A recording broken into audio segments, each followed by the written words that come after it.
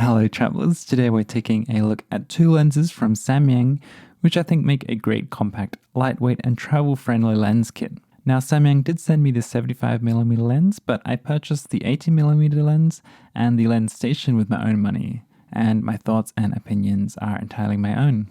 So why do I think these two lenses make such a great travel-friendly kit?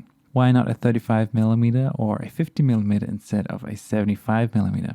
Well, it does come down to personal preference a little bit, and Samyang actually do make a wide variety of lenses in the tiny lens series that are all small, lightweight and great for travel. I think the 18mm is a must-have for travel though. You can pair it with a 35mm or a 45mm or a zoom, but in general the 18mm I have found to be a really great lens for travel. So the great thing about the 18mm is that when you're ready to go vlogging, you can go ahead and get a nice wide-angle shot like this one here.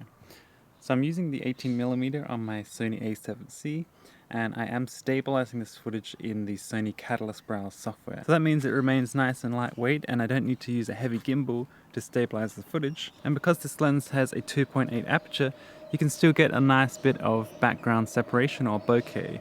And that even when holding it further out, there's still a little bit of separation there that gives you a nice professional feeling footage. That's why I think the 18mm is great for traveling, because you get to show a lot of the surroundings of where you are and show the places that you're traveling to. Now you don't have to only use it for vlogging yourself, you can actually turn the camera around and show some of the scenery of where you are.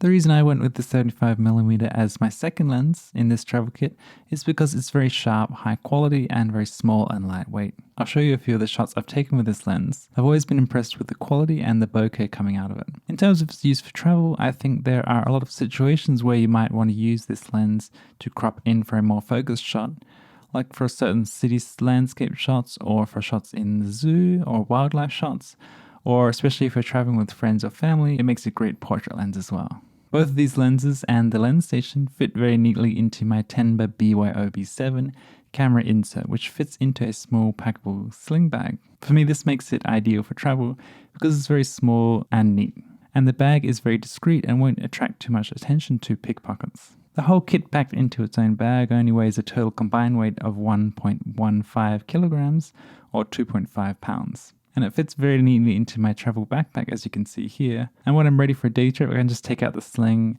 and it's ready to go instantly. Now, the way you customize your Samyang lens mode switches or update the firmware is with the lens station. This is unfortunately a separate purchase, but you can also get it in a bundle with some of the lenses. But the good thing is that it's very lightweight and small, and not much bigger than a couple of lens caps put together. It fits into my camera bag without much trouble, and allows me access to lens updates or mode switch customizations no matter where I am. So as you can see, the Samyang tiny series of lenses have some great travel-friendly options available and are very affordable and lightweight for the Sony E-mount system, and especially pair very nicely with my Sony a7C. The 18mm is only $330 on Amazon at the moment, and it's actually the same price for the 75mm, which is also $330. I would highly recommend checking out Samyang's range of lenses if you're looking for some small, lightweight and travel-friendly lenses for your next trip. So do let me know in the comments which of these two focal lengths you like the most, and be sure to let me know